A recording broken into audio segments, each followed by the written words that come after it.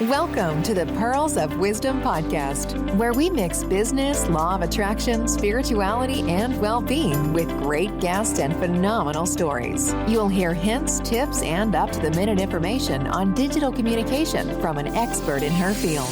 Pearl has some wonderful individuals in her networks, and she will be interviewing them all at some point in the future.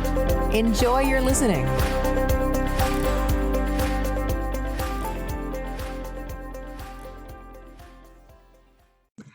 Hello and welcome to the Pearls of Wisdom podcast. Now today we are speaking to the absolutely wonderful Jo Dutfield. As you know, I have this fantastic connection. Jo and I have a fantastic connection, dear listeners, and I know you've all enjoyed the wonderful interview that Jo gave previously.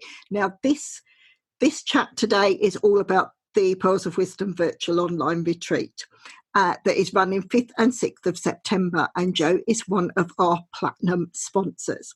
So without further ado, I'm going to introduce you to Jo Dutfield, wellness and spirituality specialist and one of our platinum sponsors. Welcome, Jo. Hi, Pearl. Thank you for inviting me on again. It's always lovely to come and have a good chat with you.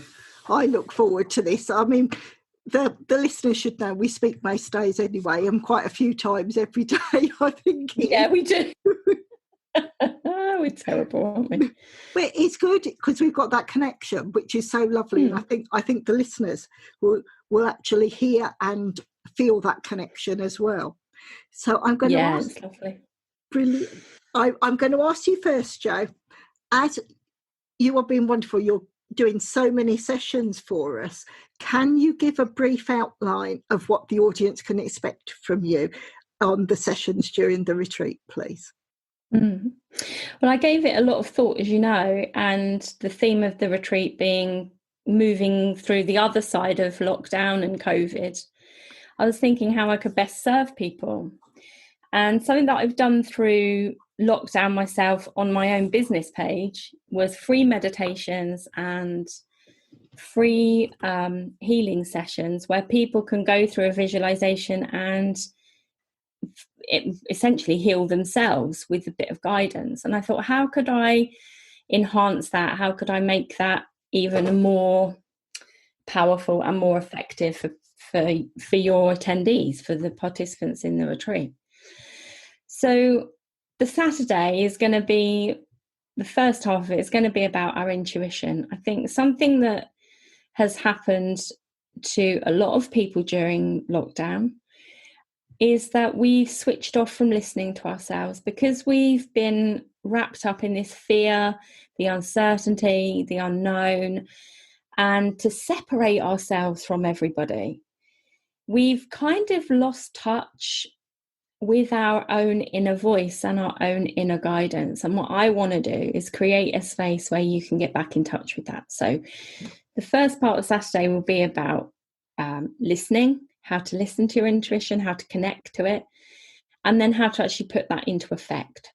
So if you like, a positive thought, a positive action, positive interaction, and flipping things. So I don't know whether you've done this, but this is a conversation I've had on the weekend, is about flipping thoughts. So when you have a negative thought, we all have something called a stress bucket in our body, in our brain. All right, if you imagine it as a bucket, and every negative thought you have goes in that bucket and it fills up your stress bucket.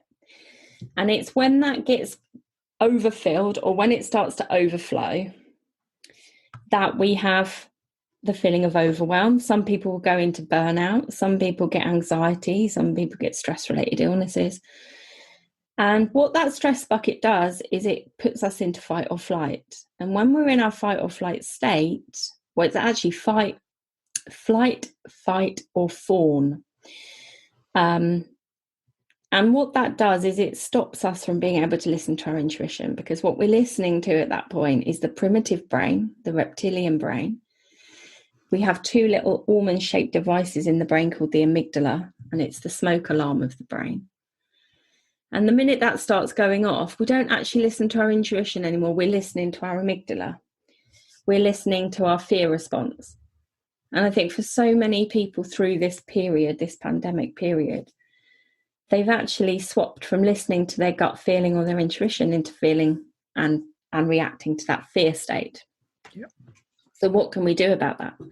Well, we can learn to empty our stress bucket through meditation, exercise, good sleep, talking with friends, maybe going to see a therapist or a counsellor, eating well, supporting our body, supporting our immune system, making our environment, and when I mean our environment, I mean everything we surround ourselves with, friends, our home, our work environment, where we spend our time and who we spend our time with is our environment. Yeah. And you need to make sure that that's clean. And what I mean by that is that you've removed as many of the triggers and many of the negative things as you can. If you can clear all of that and you can really attend to your needs, and notice the word I'm using is needs, so it's not necessarily what you want, it's what you need. Yeah. Then our inner voice can start to be heard, and there is a way to learn how to listen to it, but you have to have, your body has to feel safe. If your body doesn't feel safe, it's not going to listen to your intuition as easily. It's going to listen to the fear response, obviously, because your body wants you to stay alive. Yeah. So that's what I want to just show, is how you can move out of that space of listening to the fear mind, or what I call the little ego, into the big ego that is wanting you to do more and start to live again and start to think about your future and start to connect with your intuition again. And in with that, I want to have part of one of the sessions about clearing energy. So how to clear your home, how to clear your space, how to clear everything in your home and your garden and your car and where you mostly spend your time. Let's clear the energy. And it isn't as simple as just sweeping some sage around, which is what people think. It's a lot more involved than that. So that would be the Saturday. And if we have time, we're going to add in some work on the Earth Star chakra and the base chakra, which, if you're familiar with energy medicine, you'll know about the energy wheels. If you're not, the theory is it's how energy moves through your body, through the meridians of your body, which are lines of energy through your body. So that relates to things like reflexology, acupuncture, those kinds of practices, kinesiology, which is that energy is running through your body. So if we can start working through the chakras, and that's what I'd aim to start with on Saturday and then complete it on the Sunday, is working through the chakras so that we can clear them. And that, I'm making that sound easy. But if you think about a river running through your body with lots of water wheels, which is what the chakras essentially are, if you think of it as like a ceiling fan or a water wheel, what we want to do is make it so the energy can run smoothly. Yeah.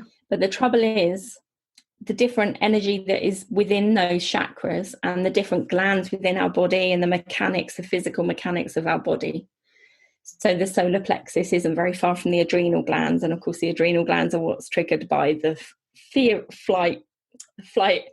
God, I can't even speak this morning. The fear response. So fight or flight response is, then adrenaline will be pumped into the body from the adrenals, and they're around the solar plexus. So it's just looking at both sides. So the physical effects when the chakras aren't quite working, and the spiritual effects. And they are vast. And it's about being truthful with yourself and looking at boundaries. That's the other thing within those chakras. And I did have this thought yesterday when I was thinking about doing these workshops.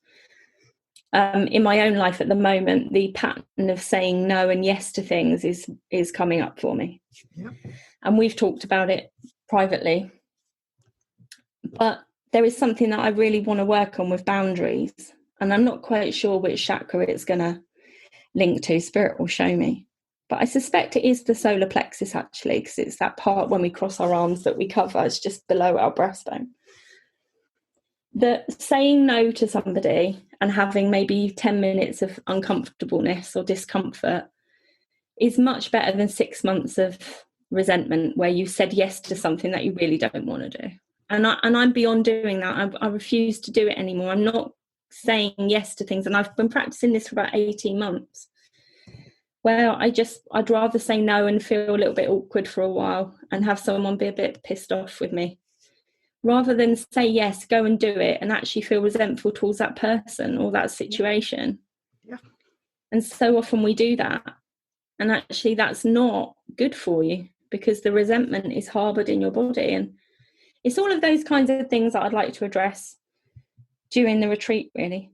Yep. My theme is boundaries, I guess. My theme is boundaries, building them, bringing some down, creating new ones.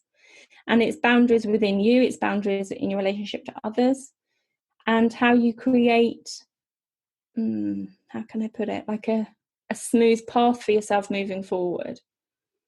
Because if you can release all of those patterns and behaviours that have kind of harboured you or stopped you or given you those moments of just not feeling whole and not feeling like you're honouring yourself. Yeah. If we're going to move through this difficult time, which we obviously are, we have to. If there's one thing that I think we should take from it, is self-care is about, no one's going to come help you. No one's going to come in on a white horse and rescue you. No one's going to pass you a magic pill to get through this. You've got to get through it yourself. And in order to get through it, you need to be strong. We're going to have to be strong. It's not, I'm not saying it's, it's not going to be that hard, but it's also not going to be easy. It's going to be a challenge. And we're all being triggered by each other right now. So the more whole and clear you can be, the easier it's going to be to navigate through this, I believe. So that's my approach to the weekend. Yeah, the mind, body, spirit. I absolutely love that. And it touches on so many things. Like when you say about boundaries, I've only been reading, I think it's in a few posts. I saw a few posts on LinkedIn only this morning where people are saying, yes, do we like this idea of working from home since it's been locked down and people have had to work from home? The mental health issues that it's given because you don't have boundaries. Like when you're in the office, you have that set time where you're going to get up, you're going to turn that computer off, you're going to leave your desk and you're going to go home. So even if nothing else, you've got that switch off time whilst you're travelling back to home. Now people don't have that. And so they don't know technically when to switch off.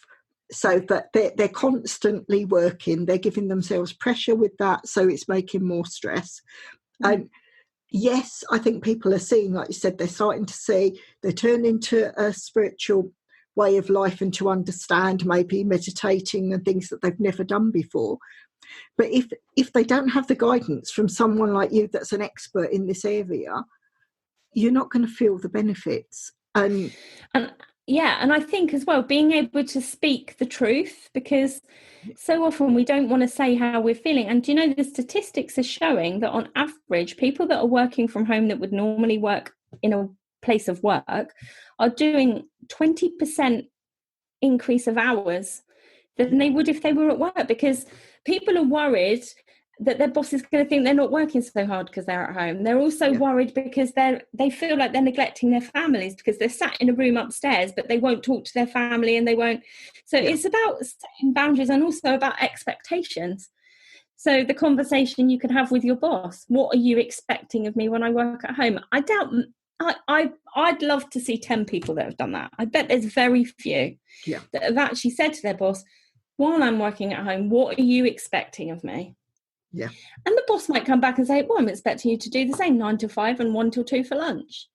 But no one's actually talking about it. And so what people are doing is they're going, well, I'm at home, they might think I'm slacking off. And I did take an extra 10 minutes when I was sorting out the toddler earlier. And, I took my partner down, I took him down the doctor's and, had 10 minutes out.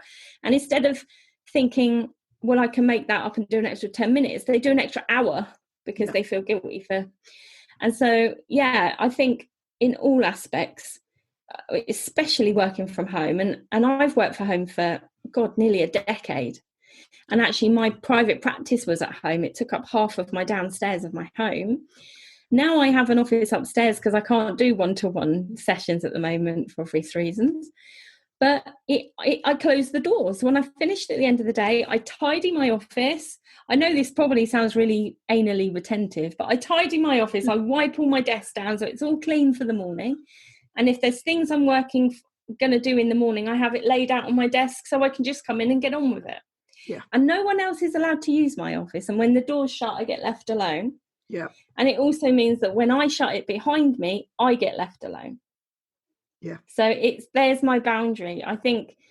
And whether that's a space in a bedroom that you cover with a screen, or, you know, like the old fashioned kind of fold out screens that you used to get, or whether when you turn your tech off, that's your switch off. But I think as well is having a clock. Yeah. Because you and I both know you can start something. I started recording some meditations for somebody I do meditations for people for their courses. And I started recording some for somebody, and I thought 2 hours had gone by. And when I looked at the clock, I'd been sat there 6 hours. Yeah. And that's the other thing when you're working from home, the time runs away with you. Well, in the office, you'd have a cup of tea every half an hour, or maybe once an hour you'd go off and have a cup of tea, and you wouldn't feel guilty about that. Yeah. But when you're at home, you do. Yeah. Go and watch 10 minutes of This Morning or something, and you're feeling awful. But actually, your mental health is so important. And I qualified years ago as a clinical hypnotherapist. I've got counselling qualifications. I've got all these different qualifications coming out of my ears to do with mental health. And let me tell you, it is the most important thing that we can take care of is our mental health, because it affects everything else. So boundaries. And it is that thing of, 10 minutes discomfort saying no or setting a boundary is better than 6 months of resentment for somebody. It's okay. And your time's worth something. It is. And I couldn't agree more with everything you're saying. Because again, I mean, you've heard my story when I first started at Serenity, where I hit burnout and my body said no. And that's because I kept it stressed. I used to brag that I work well with stress, that it's the adrenaline and I keep going. But you can't do that non-stop for years, for weeks, for days, weeks, years. You can't. And in the end, I mean, it was little things you notice. I'd get a cold and it would last longer and it would go to a cough. And then, I mean, last year, that's when it really hit me. I had a cough that went to my chest that became pneumonia, and I was ill for 3 months. And I mean, like really ill, and steroids and everything. It affected all my diet, because steroids, of course, you only have to think about food and you put on weight. Well, you basically eat like a teenage boy. Yeah. It's just like ravenous. Yeah, I know. Because they do, the steroids make you hungry. So, and with the tablets they'd given me, like the antibiotics, I had to eat whilst I was taking them. And I had to take them 4 times a day. So I got into the habit of snacking. But the snacks were probably the size of what most people's meals would be. Yeah, but do you know it's bigger than that? Because what your brain did, was it matched together a stressful time with eating. So what your brain does, it very quickly picks up habits, okay? It's not very good at working out whether a habit is good or bad for you, all right? It doesn't really care. It just sees the habit as a coping strategy. Yeah. So it's connected a stressful time with the eating made you feel better. And the reason it's connected the eating made you feel better is because you took them with your antibiotics. So your brain was going, when you put the food in and then you had the tablets, going, oh, that's going to help me get better quicker. Even if it wasn't a conscious thought, that's what your brain processed. So then you come out of that and suddenly your brain's connecting food with a feeling of wellness. It's as quick as that. And so it can change the whole way. But do you know what I remember from when you told me about that was that, am I right in saying that not one of your colleagues contacted you to see if you're all right?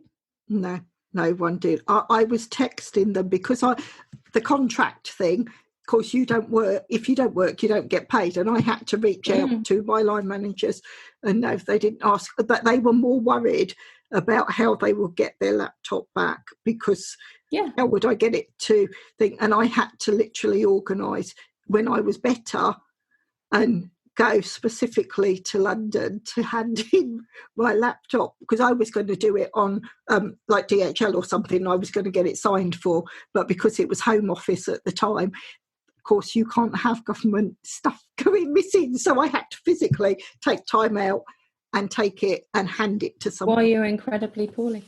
Yeah. And I remember there's an amazing spiritual teacher called Thich Nhat Hanh, and he's a Buddhist teacher. And he told this story about a young man who come to him to learn to meditate.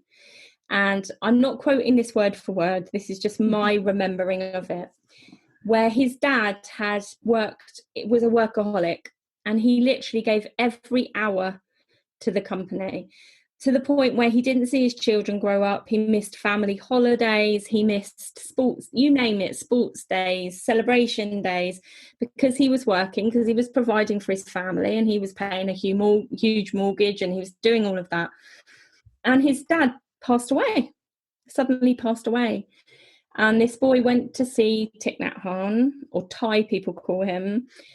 And he said to him, help me, I'm completely anguished because of all those things I missed with my dad. And he had huge regret. And what had happened was his dad had given his life to the company. And I'm not criticizing the man here, it's just a fact that he neglected his family, because in his head, he was providing them with food and shelter and a nice home and all the rest of it. But, they replaced his dad within 3 days. Yeah. And they never even contacted the family to see how they all were after. And this is my point. Yeah. No one is taking care of you but you. Yeah. And we have to take care of ourselves, because in business, I'm sure there's some amazing companies. My husband works for a really good company that they're a healthcare company. So they really take care of their staff if there's anything wrong. Yeah. But, my husband's worked for a few different companies, and trust me, none of them have ever been like this. This is the first one that's ever been this caring. When he was in lockdown, he had to work from home. He worked in healthcare, so he carried on working. But they had to literally get permission from the managing director if they were going to go out and see a customer. People were banned from doing it, so they weren't made to feel guilty. And he's a salesman, by the way. They weren't made to feel guilty. Yeah. They said to them, go and do an online course or something in the time that you've got. Go and improve your skills. How many companies would do that? Yeah. But it's very rare. And so, and it doesn't actually matter, does it? If you're a business person or a single mum or a female entrepreneur or a male entrepreneur, it doesn't matter who you are and what you're doing. You need to make sure you have the boundaries in place to keep yourself well and to keep your physical body, this amazing machine that we get to pop our soul into and experience what life is. We need to keep it well. Yeah. Yeah. People aren't going to do it for you. And this is so true. And that's why all of these retreats will cover business, spirituality and well-being, because I think it fits all three. Because you can't have a good, flourishing business if you're not looking after your well-being. And I truly believe spirituality just brings everything together. I was on an interview with America last week, and it was being promoted on LinkedIn. And a few business people came forward and said, they talk about business, they talk about well-being, but they won't add spirituality. And I countered back and I said, well, when you go for an interview, what's this? Do you have a lucky keyring or something you take with you? Like we talk about a lucky outfit or lucky pants or something that you put on. How many people sit there in the morning and meditate or do yoga, but they give it the title well-being because they don't want to call it spirituality. And I'd say that it's spirituality. And I counter back and the amount of people that actually agreed with me. And that's why I'm trying to keep it so it covers everything, because your business. Yeah, I think you have to stand firm on that. Yeah. I think you have to stand firm on it, because for so many people, spirituality is really important in their life. How many people have a faith, for example? Yeah. Those people understand, and people if they're not attached to a particular religion, they would probably still call themselves spiritual, or that they have a faith, even if they can't put a finger on exactly what it is they've got faith in. They just know there's more than this. Yeah. And I think that is growing, and the understanding of because spirituality is recognizing that you are not just a physical body, that we have that pyramid of needs where we need things like time outside, we need things like connection with other people, a beautiful view, a comfy bed. You know, it isn't just about getting up. It can't be. We can't allow life to be about getting up, having breakfast, going out and earning money, coming home, eating tea, going to bed. Yeah. That can't just be what it's about. Otherwise, where's your drive coming from? Because you might as well just go and work on a production line somewhere. Yeah. You know, that drive within us, that energy within us that makes us, well, you always talk about finding your why. Yeah. What is it that makes us search for that why? It's that spirit within us. It's that uniqueness of our personality, our connection, and who we are in reality. That's what makes us us. That's what makes us unique. Otherwise, we'd all be little drones walking around thinking and saying the same things. Spirituality is about your individuality and your connection to everything. Yeah. And if there's one thing I think COVID taught us all, is that we're all connected. Yeah.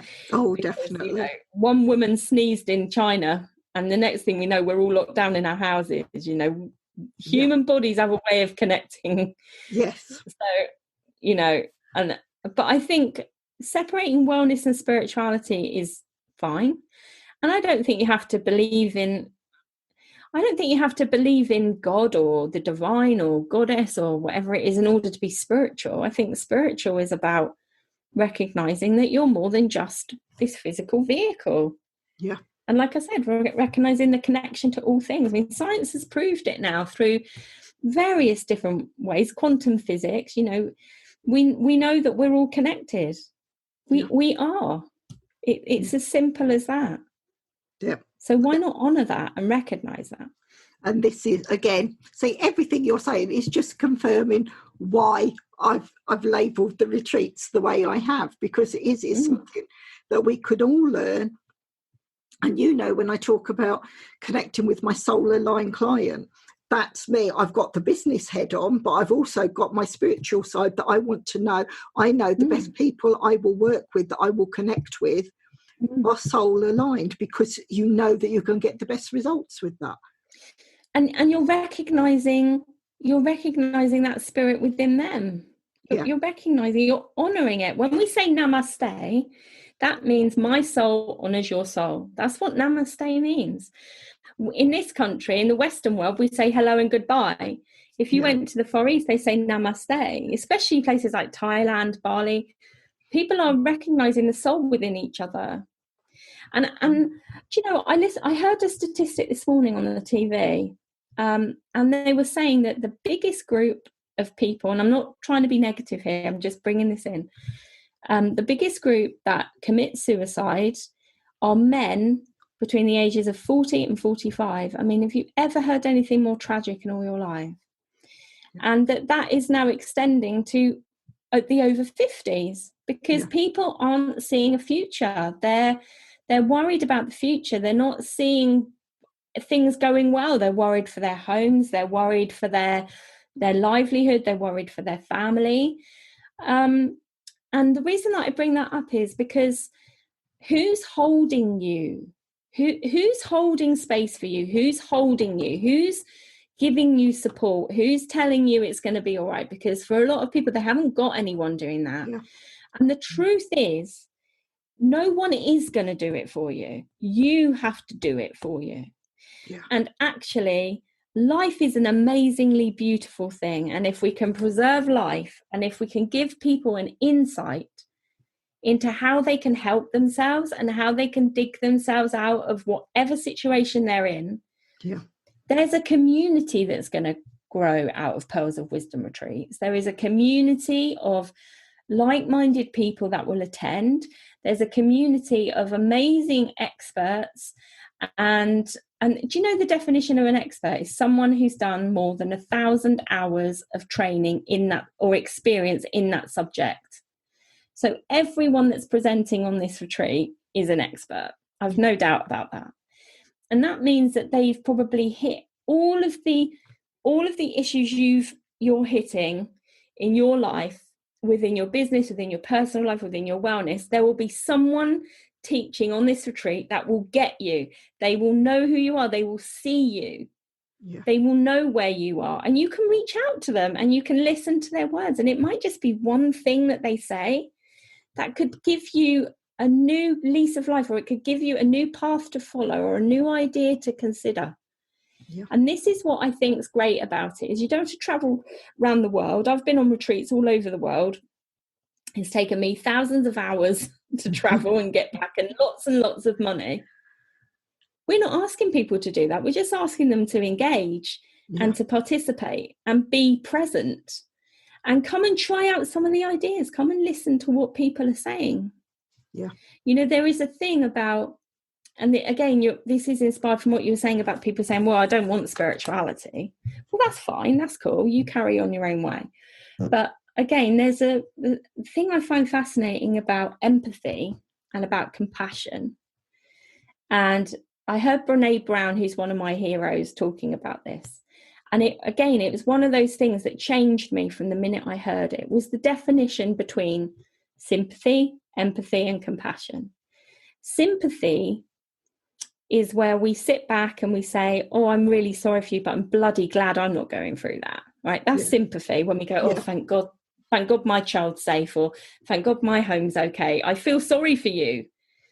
Which isn't, by the way, the most healthy way to approach supporting somebody, because you're coming out from fear. All right. Empathy, I believe, and Brene Brown teaches it, is you can teach empathy. Empathy is where you can actually really feel what the person's going through. I'm not talking about empaths. That's something completely different. Empathy as a tool, and it is a tool of compassion. Empathy is when we can really see things from the other person's point of view, but we're not necessarily putting ourselves there. But I can go, oh my God, if that was me, I'd be feeling exactly the same. How many times have you said to a friend, oh my God, I totally know how you feel because such and such happened to me? That's empathy.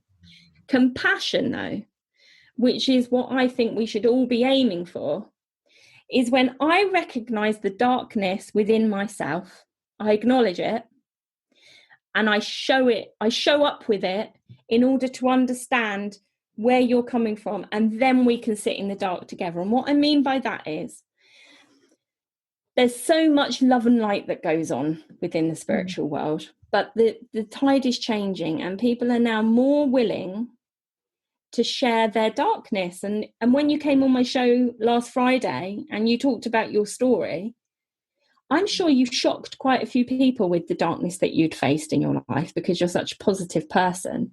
Yeah. But actually, the minute you shared that story, and we realise, and again, I'm quoting Brene Brown here, because she says about people being candy striped, so with light and dark. We're made up of light and dark. So the bit of you that might have fibbed because you didn't want to go down the pub with a friend and you said you weren't feeling well when you're absolutely fine, but you didn't want to upset them by saying no. The bit of you that might have taken a quid out your mum's purse when you were a kid without asking, or the part of us that might have had a sneaky cigarette when our dad's forbidden us from smoking, all those bits, and worse, where we've been cruel, or we might have bullied somebody, or we might have actually actively hurt someone. It doesn't mean we have to write ourselves off as a person. But if you can be honest with yourself about the dark bits, as well as the light bits, then you can have compassion for others, because I could sit with you. So if you said to me, oh, when I was a kid, I did tell a few lies about things, I could go, yeah, me too. And instantly you feel okay about the dark bit, and that makes you feel okay about you. So I think spirituality comes down to not only having a faith in something, but also being compassionate. And so I'll give you an example here. On Friday night, Jason, my husband and my daughter, we went for a meal in Taunton, and we parked in the local supermarket and we walked over. And as we were coming past the supermarket, you could see two people from Morrison's chasing a man with a basket full of stuff, and he'd obviously legged it out of the supermarket. And they were swearing because they couldn't catch him. He legged it over the bridge and he was gone, all right? My first response was, blimey, I dread to think what situation he's in if he's gone to those lengths of legging it out of the supermarket with food. And Jason and Charlotte looked at me, and Charlotte went, yeah, you're right. I said, do you think how low you've got to go in order to do that? Jason piped up, we was probably getting it so he could sell stuff, you know, to get money for other stuff, other things, maybe drugs or booze or whatever. And I said, you don't know that. He wasn't being unkind, but he was saying what most people would probably think. And I said, you don't know that. I said, all I know is that I'd have to go really low in order to have to do that. Yeah. And there was a time in my life when I ran away from home for a while, and I was sleeping on a beach for a few weeks. Once I'd pissed off every single friend that I had that had been kind enough to let me stay there. I was only 16, by the way, nearly 17. I ended up not having anywhere to live or sleep. And I stole a couple of chocolate bars one day where I was literally starving. I had no money. Yeah. I didn't get caught. But do you know, the weird thing was when I had money, I got a little job for myself at a school washing up. When I had money, I went back and paid the shopkeeper and apologised and told them what I had done. And they were really, really sweet, funny enough. It was an older couple and they were lovely about it. But anyway, that's an aside. But the point is, that bit of me that was so desperate to nick that chocolate saw the bit in him that was so desperate to nick stuff. Whatever his reasons, whether it's drugs, addiction, or whether it was just to feed his family. And we don't know, let's be honest. But I looked at it with compassion. And I think that's something that the world is missing, or not missing, but the world needs more of it. Yeah. But first we have to start with compassion for ourselves. Yeah. Because how often do you go to yourself, oh, you bloody idiot, when you've made a mistake? Or, oh God, why did I do that? And that, I tell you, the classic is the 3 o'clock in the morning shift, right? Which most people know, especially menopausal women. Or anyone stressed out, we wake up between 3 and 4 o'clock because the brain has processed as much as it can during REM sleep and it can't cope with any more, especially if you're stressed out, and it wakes you up to have a break. That's the truth. And you punish yourself and you start thinking about stuff you've done 20 years ago. Like you thought that was way gone, but no, it's sat in the cupboard. And your brain goes, do you remember when you lit that person down in 1988 or something? And you're thinking, why are you punishing me with that now? You know, when we question ourselves, actually what we should do is be compassionate. Yeah. What we should do is be loving and kind. And to me, that's spirituality as well, is living with compassion. Think the best of people. What if that bloke that nicked that basket of stuff was doing his best? Yeah. What if that's his best? What can anyone do? And the other side of that, of what if they're doing their best, about boundaries, and I'm being told to talk about this by my guide, so it's obviously important, is when you look at people, I'll get you to do it now with me, so anyone that's listening, and you, Pearl, right, I want you to think of somebody who really pushes your buttons, who really irritates you, makes you cross, that you can't stand. It doesn't have to just be friends or family. It can be someone in the news or something, but the closer they are, the better it is. So just get that person in mind. So have you got that person in mind? Yep. And now think to yourself, what if they're doing the best they can? Where does that leave you?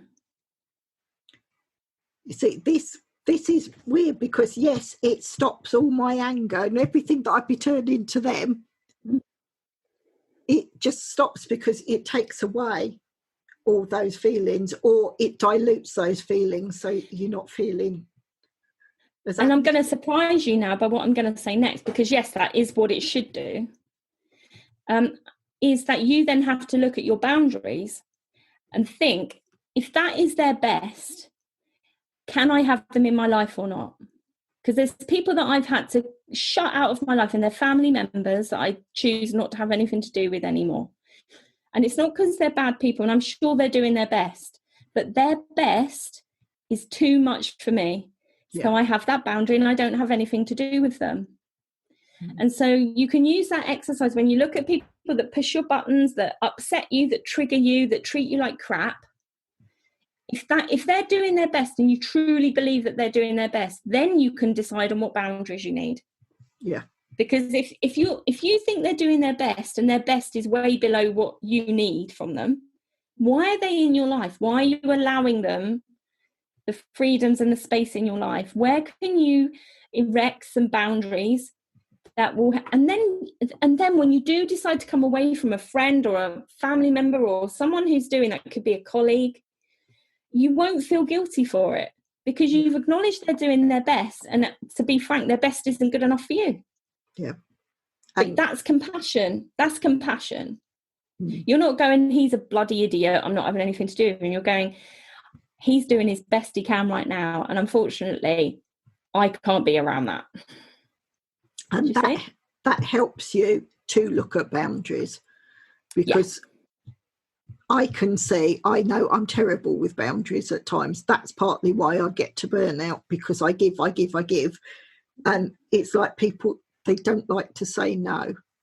Like you say, when you first explaining things, and it's almost knowing those coping mechanisms, how we say no, that we actually feel better with ourselves. Otherwise, it's the saying no that wakes us up at 3 o'clock in the morning and goes round and round in our head. Why did we? Yes. And I take you back to that thing that I said about 10 minutes of discomfort when you say no relieves you of 6 months of resentment, because don't do things, all right, or try not to do things and feel resentful for it. Why are you doing it? You're not serving you and you're not serving them. You're not going to give your best if you're feeling resentful about being there. You're not going to offer the best of yourself. You won't be doing your best if you are there and resenting every minute for it. But you will be doing your best if you say to them, do you know what? I'm really bogged down that day. I'd love to do that with you, but I really can't that day. Or ever, if that's the boundary. So that's not something that I would ever enjoy. No. And you stand by it. And it might feel uncomfortable. And do you know what? Again, it's spoken about a lot. But when you set a boundary and someone reacts with anger, frustration towards you, then know this for sure. What I'm about to say, know this for 100% sure.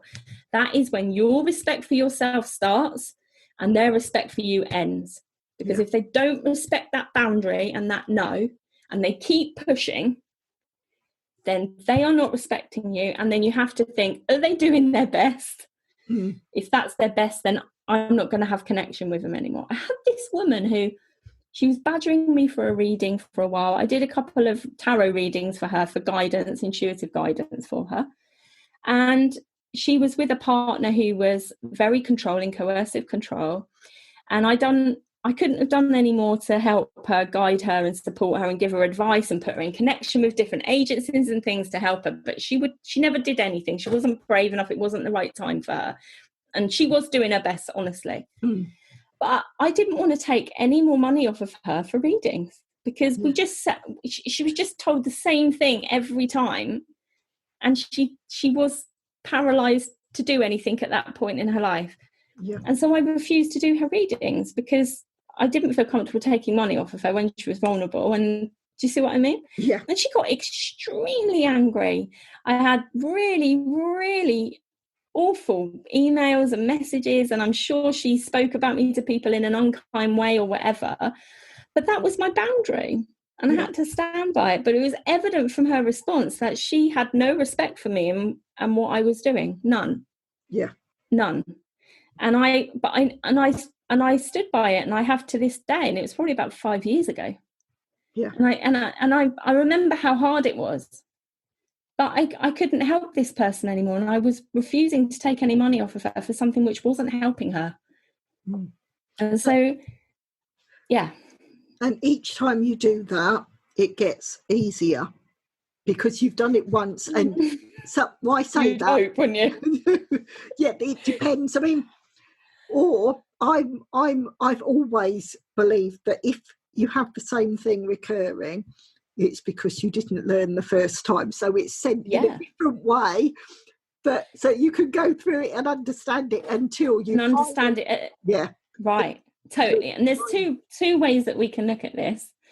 One is with the spiral, because I'm taught, because I was trained as a priestess, a healing priestess in Glastonbury, okay? And you'll talk about the spiral. Spiral is how energy tends to move through the land. So when you look at healing, it is a spiral, because you hit stuff, you think you've got rid of it, and then you hit it at a deeper level when you have another experience with it, and another level and another level. And it might be 4 or 5 attempts in order to clear that energy from your system, or in order to learn that lesson. But I remember someone saying to me, whatever you don't change, you're choosing. Yeah. And then the person said, read that again. When you're not changing, you're choosing. Wow, you're taking responsibility for what you've created in your life, because if you aren't going to change anything, then you are choosing it. Yeah. So don't waste time regretting it and giving yourself a hard time. You've chosen it. Take responsibility and decide why you've chosen it. Yeah. And this is where you grow in so many ways. And I talk about it on my radio show, about where you do the work on yourself, you move forward. Doesn't mean you've ever got to that end goal, because by doing that bit of work, you've changed, and then you're at a different level and you need to do more work so you can constantly go higher and higher. Totally. Yeah. It's totally true. I don't think we'll ever hit the point where there's no work, but what you can do is get to the point where you have peace about the fact that you haven't finished the work. Yeah. And it's better than being in a place where you're worried that you've not finished the work. I mean, there's an acceptance and a responsibility for your own well-being. Yeah. And the 360-degree approach that you're doing with the retreat, where we're covering every aspect, what that does is it gives us an opportunity to literally look at everything. But that might be too much for some people. So they might decide they're going to come and just work on one aspect of themselves. I know you're making it available for 30 days after, so they might want to deal with one thing when it's live, and they might want to come back to it in the month after and deal with another couple of things. But it's about having the tools in your toolkit, I call it, of how to deal with things and how to approach things and how to treat yourself, because your body is listening to every single thing that you say. Yeah. And so when that comes to the chakras, I read a book not very long ago called Truth Heals. And it's a really good book. And it is about being honest with yourself and telling yourself the truth about situations. And like I said, the brain isn't very good at deciding whether something is good for you or not. Because like with me, my nan always said to me, if I fell over, have a custard cream, it'll make it feel better. So I grew up thinking that sweet stuff made me feel better. Yeah. No, it doesn't make me feel better. It's the opposite. So it's knowing that your brain can give you a certain amount of information, and of course your brain's amazing, but it does listen to the input. It listens to what you're telling it. Yeah. And I know you use affirmations. I call them something different. So I call them. I find them. It's when you contradict yourself. So when your brain's telling you you're crap, you go, I'm not crap. Look at everything I've achieved. It's a contra statement, I suppose. Yeah. Same as affirmations. Is telling yourself the good stuff, but you have to believe it. And what happens with the chakras is, as energy is moving through the body and as your body's processing every bit of energy you come across, because, even the most skeptical person, you can't deny that we are made up of atoms, and we're 99.9 recurring space, empty space. We're not solid matter at all. Our perception is of a solid, but we're made of atoms that are empty. And it's a big subject, but we are space. We are atoms interacting with every other atom that exists. And Einstein said if we weren't looking at it, it didn't exist. So what we give our focus to is what exists in our world. Then every word you use, every thought you have, and every feeling you have is feeding input into your body about its environment and how you are. So if you're constantly saying to yourself, things are awful, things are terrible, things are never going to get better, your body believes you, your brain believes you, okay? Yeah. And it starts to prove it to you. Your anterior cingulate, which is part of your limbic system, will offer you tools and opportunities to prove what you're saying is real. That's why people will sometimes say, I knew that was going to happen. I said that was going to happen, didn't I? We've all done it, haven't we? Yeah. We've almost predicted our own fate. I knew I was going to spill that drink. The minute I picked that drink up, I knew I was going to spill it. It's because you told your brain you were going to spill it. So your brain tried to make the right environment for you to spill it because you told it you were going to spill it. Yeah. And this is and this is where when you were saying you catch it, you flip it, and you change it. I mean, this is something that you and I have both talked about. and Yeah. is learning, seeing those things, catching them, and then flipping them to a positive. So if they're on a negative, you turn it round, so you get used to saying that. And again, look, law of attraction, like we said, like attracts like. And if you're saying these things, and when you say, oh, see, I told you that was going to happen, why do we never say that when it's something positive? I told you that was going to happen. It's like people don't look at that, and that's the way that you can move forward and raise the vibration.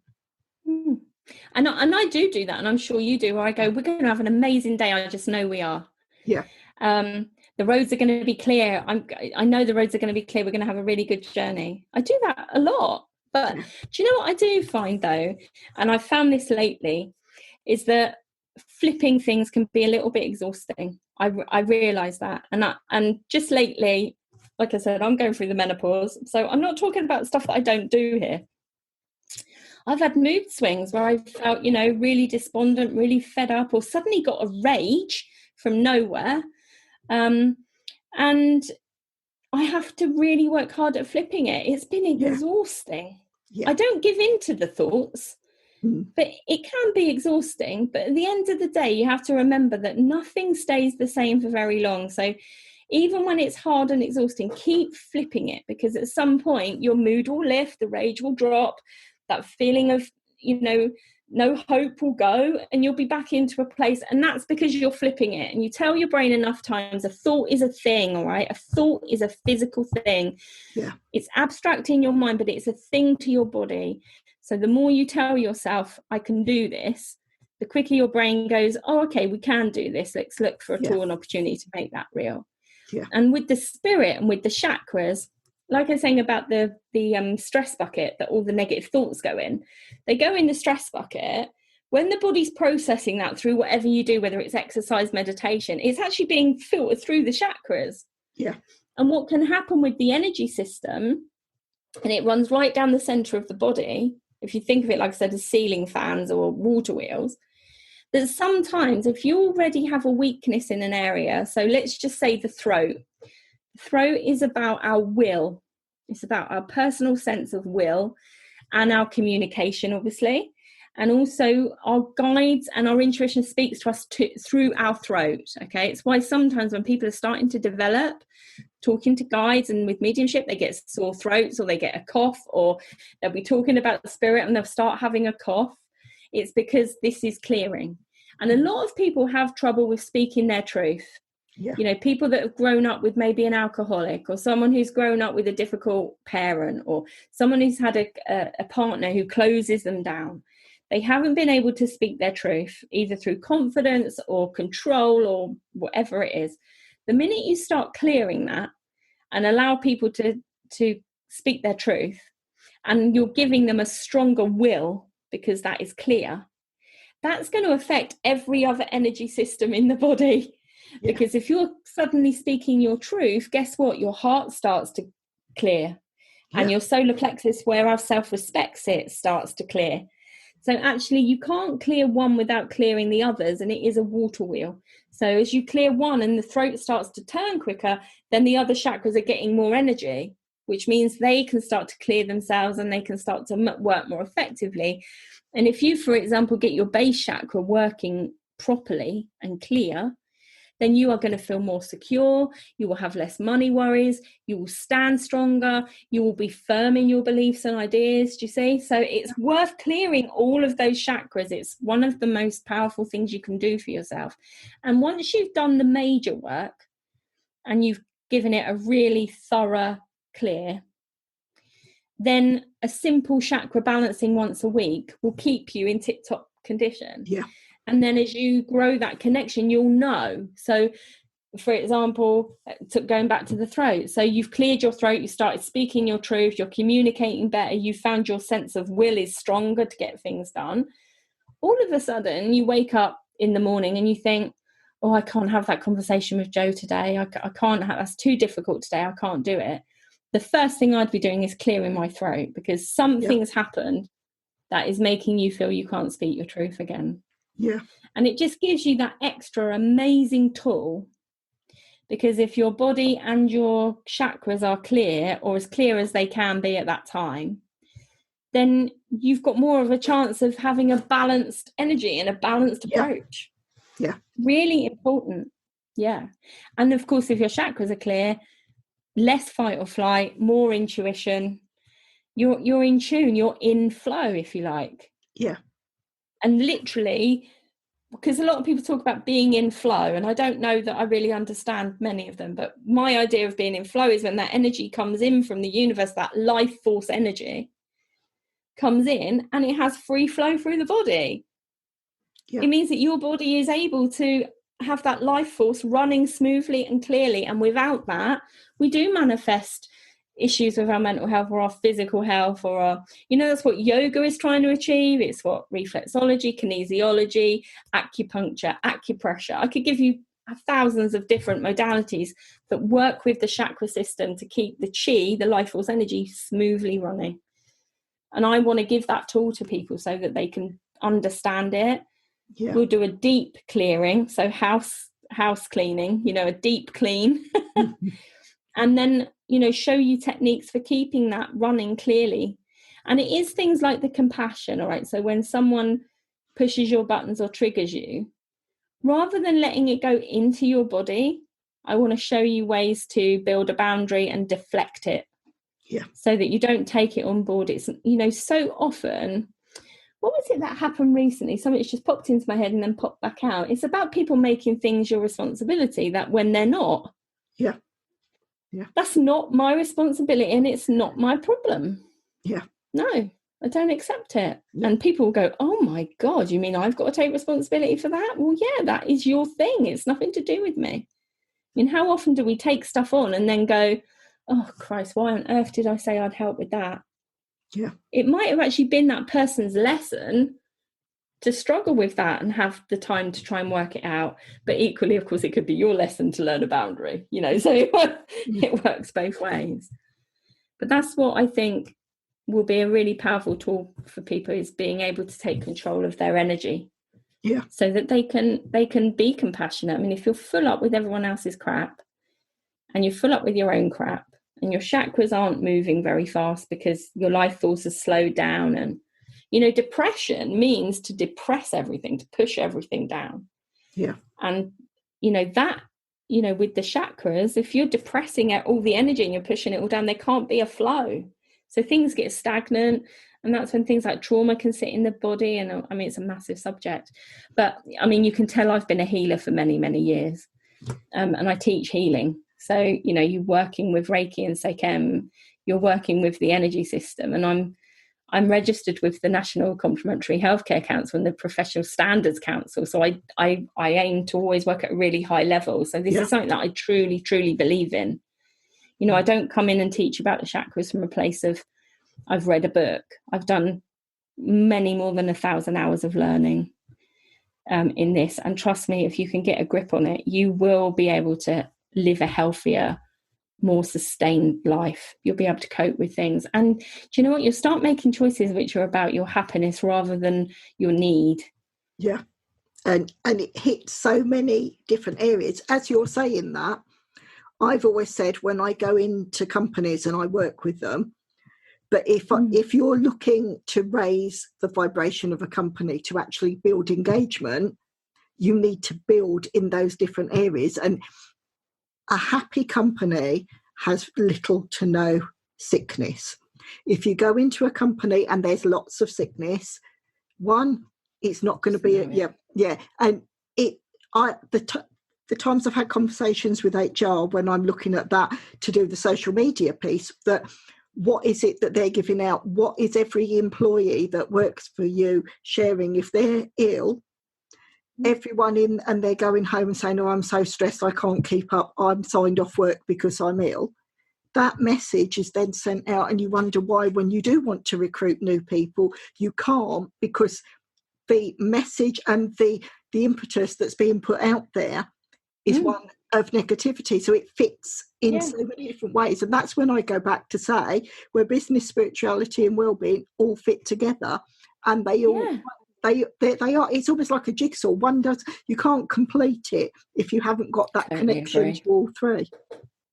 Totally agree. And it's about taking responsibility for that, because even if you work in the worst company ever and you feel really stressed, you have freedom and choice. Yeah. I'm not saying it's easy, but I was in a job where I was being bullied. I loved my job and I loved the children that I worked with, but the people I worked with were hideous. Yeah. There was only one person that I've kept in contact with, so that shows you how hideous it was. And I was bullied and all the rest of it. And I wasn't a very nice person when I worked there either. It made me defensive and angry and frustrated. Yeah. And I had a choice. And there was a few times where I was crying as I was going to work and things like that. I'm sure many people that are listening have been there. Yeah. And I had a choice to change it or not. And I got to a point where I just couldn't take it anymore. I think it was the third or fourth time of crying on the way to work. I just thought, what on earth are you doing, woman? Yeah. And it did take me about 6 months to get out of there because I had to go and retrain. I went and retrained in healing and a few other holistic therapies, massage and whatnot. And I started my business from home and I gave myself the option. And I said to myself, right, when I'm earning the same as I'm earning at the school, then I'll leave. Yeah. And leave I did. And it was absolutely amazing. But I had to make the choice.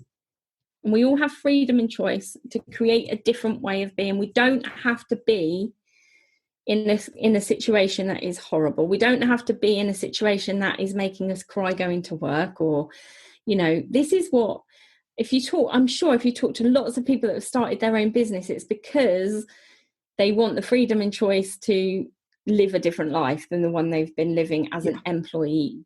Yeah. But a lot of people don't want to work for themselves. They enjoy being paid every month and not having all the stress and worry of that, and they enjoy their job. But within that, when someone else is in control of your destiny, and that could be your customers or your manager in both scenarios, you have to be at peace with how you're coping with it. And if you don't like it, change it or leave. Yeah. You don't have to put up with that horribleness. You have a choice. It's just being strong enough to see it. Yeah.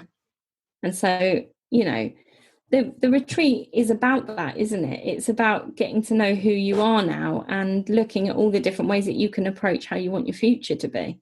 It is. And actually, like you said, it's knowing those coping mechanisms, seeing where you are, catching where you are and seeing where you want to move forward and staying in that positive vein. And like I've said on a lot of these podcasts, where in the media it's all doom and gloom, and because one of these I recorded on the day that they mentioned the R word, and I'm thinking, well, no one wants to hear recession, but if it's told again and again, but businesses do well in recession. Yes, some do go down, but if you haven't got those coping mechanisms in place, it's going to hit you. Whereas if you're moving forward, staying positive, learning and growing, and putting the effort and time into yourself, you're going to completely agree. Yeah, you're going to have the ideas. You will be able to pivot.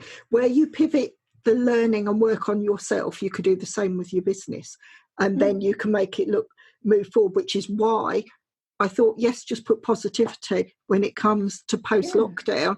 And instead, most of the people I know now, I don't look at the news. Yes, when I'm doing a comms consulting, you live with the news because that's what you're reporting on. That's the message you have to learn. So you eat, sleep, breathe news. And it's no wonder you hit burnout because you've got all that negative stuff that your body's taking all the time. Whereas you stop watching that, you're not impacted on it, and you make your own opinion because of what's around you. And if you're working with good, all you see is good. The only results you can get are good. And it's it's complete. And the other thing is that what I was saying at the top of this interview is that what you surround yourself with is what your body will become. So we all have our spark team. I call it the spark team when I'm mentoring people. So the top 5 people you spend the most time with will reflect who you are at any one moment. And you will find that those 5 people that you spend the most time with and have the interaction with, if you have a look at them, they are showing you where you are at any time, because the law of attraction says like attracts like.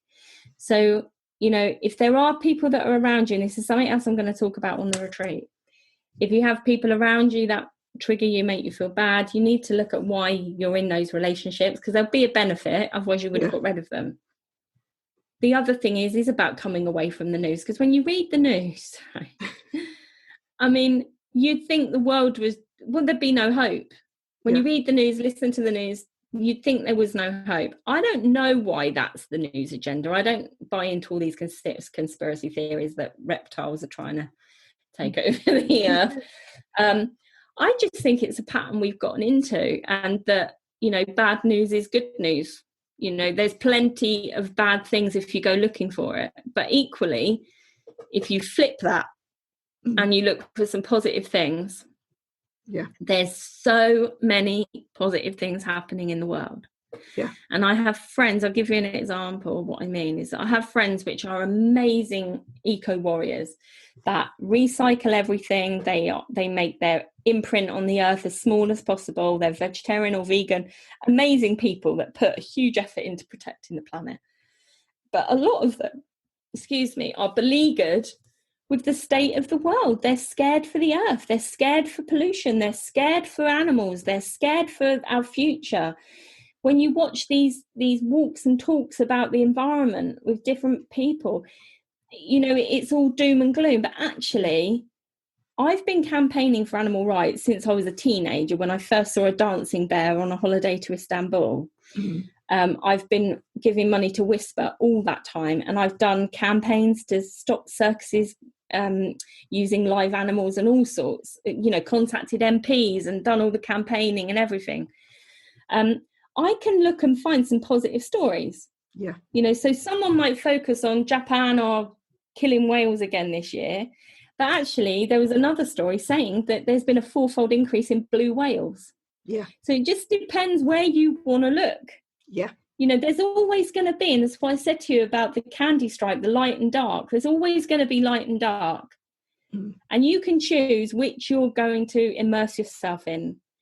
Do you want to lose hope? And this isn't about being in denial, by the way, because I often get accused by people if I'm in denial and I'm in my bubble and no, it's not that. I know that shitty things are happening, but knowing it is not changing it. What can I do? What's a positive action I can take in order to make a change with that? And it might be something small, like giving Christmas parcels, which is something we've done, to a local foster home. What are the little things you can do? Buddha said, be the change. So instead of getting bogged down by all of the news and all of the negativity, which, by the way, it's that thing, you look at a photo, they show you that image, but when you stretch the photo out, it's a completely different scenario, right? Look at it with a rational mind. But if the news is triggering you and it's making you feel down, stop looking at it.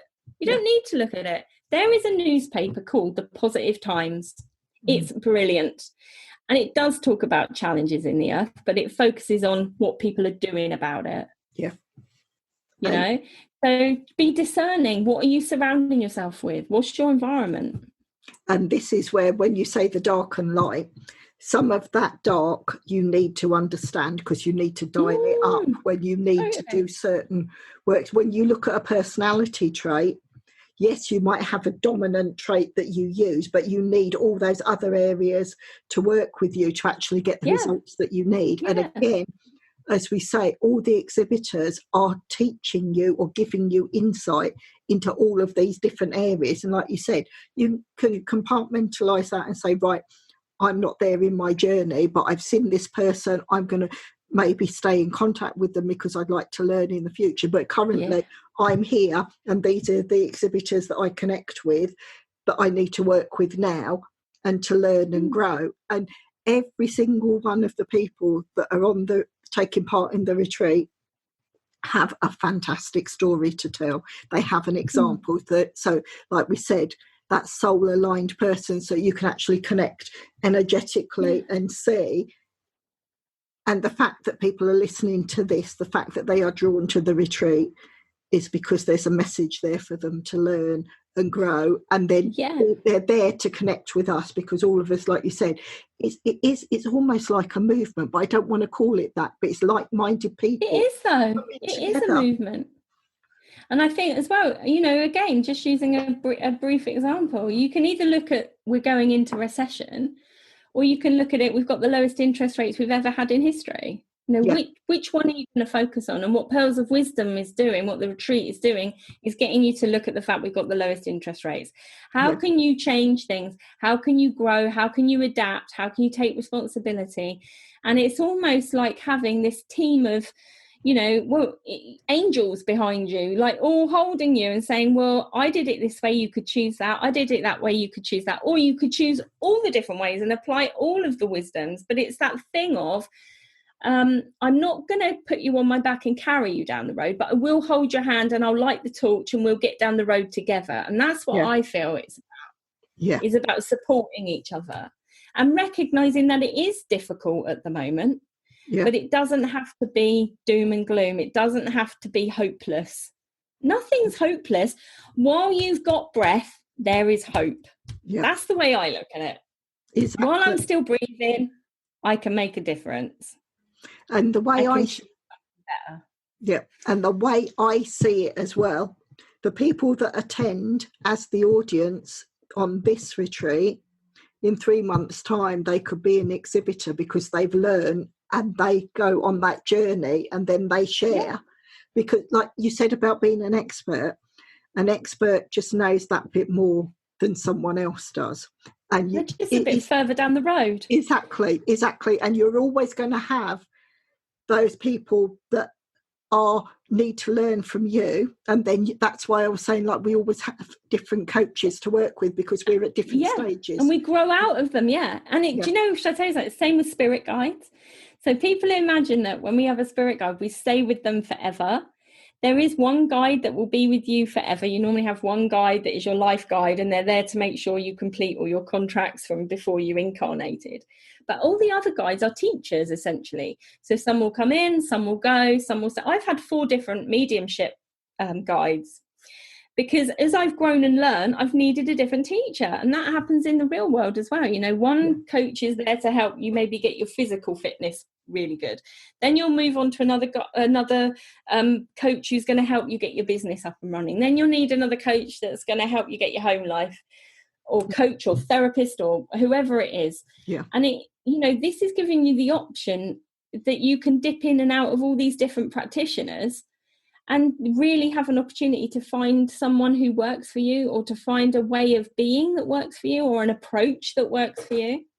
And the other thing is about being experts is when you do Reiki, so I'm a Reiki master, they call it, which means that I've trained to the level where I can then attune other people. And the idea is that I'm at a point where I've learned as much as I possibly can in the time that I've had. But actually, that's not how they view it in Reiki training. In Japan, when you get the title master, it means ready to learn. Because it's not until you get to be that expert that you really start to learn. So the practitioners that are on the retreat, they're learning along with you. They're still going to have their challenges. They're still going to have their triggers. They're still going to have their moments of doubt, or lack of self-belief, or fears or phobias, or whatever it is. But the difference is they've got the toolbox to get through it. And one thing that I've learned big time is I can't do it on my own. I need my friends. I need my support network. I need my coaches, or someone like you, a good friend that knows stuff about business and can just say to you, actually, if you press that button and get that app, it sorts it for you. And you think, oh my God, I never would have known that in my life, And that's what this is giving you, this retreat, is access to all of that knowledge and experience. That's what it's giving you, is an open door to it. Whereas I've had to work and network and work my arse off in order to make the connections that I have and earn the respect that I've got. And I wouldn't be able to be in contact with you if we hadn't met through the radio station. We might not have ever found each other. And I can say that about quite a few people I've met through my business that I wouldn't have come into contact with. People that come on the retreat, they haven't got to do that legwork. They can connect with those people just by virtue of attending the retreat and participating. And I think it is going to be a thing that you get out what you put in. because I'm going to attend some sessions as well. I want to look at other people's work. I can't wait. Yeah. And I don't think you never finish learning, do you? No. And I think that's a love that I have as well, is to actually learn and grow. And like we said, when we do the work on ourselves, and then we're always doing work on ourselves because we're always growing. And if you think you've reached where you need to be, I would question that and say you need to do more work. Yeah, completely. We're meant to learn, and you might revisit something that you think you already knew, and then you learn it at a deeper level, and there's bits that you didn't notice the first time round. So the retreat is going to be for anyone, whatever stage they're at, isn't it? It doesn't matter if they're new to business, new to spirituality, new to wellness, or whether they've been a practitioner for years. There's going to be something there for you. Yeah. That's going to benefit you and going to give you something. And the fact that it's going to run every 3 months also means you're going to be at a different stage in your growth on those 3 months. So different people will resonate with you, and you'll learn at a different level. Like you said, the fact that when we connected, we were both at that level that we needed to meet each other. I firmly believe we'd have met no matter what, but Serenity was the catalyst because we were both at that level at that time. And that's what we do. Well, when the listeners, the people, the audience that are listening to the podcast, there are going to be so many aha moments to this discussion. I've had them just listening to you and seeing where I am and what I can put to that. Yeah. And that's what I want everyone to have the chance to do and actually grow. And like you said, you've heard me say, I've put this retreat together because it's me being of service to everyone else, to bring everyone together and give everyone the chance to learn and grow wherever they are in their journey and to where it will help them. And, it's taking that responsibility for yourself and giving yourself that time, giving yourself those couple of days, gift that to yourself. Don't go and buy, a new bag or a new top. Spend your 50 quid and come and join the team for 2 days, and it could literally transform your life. Yeah.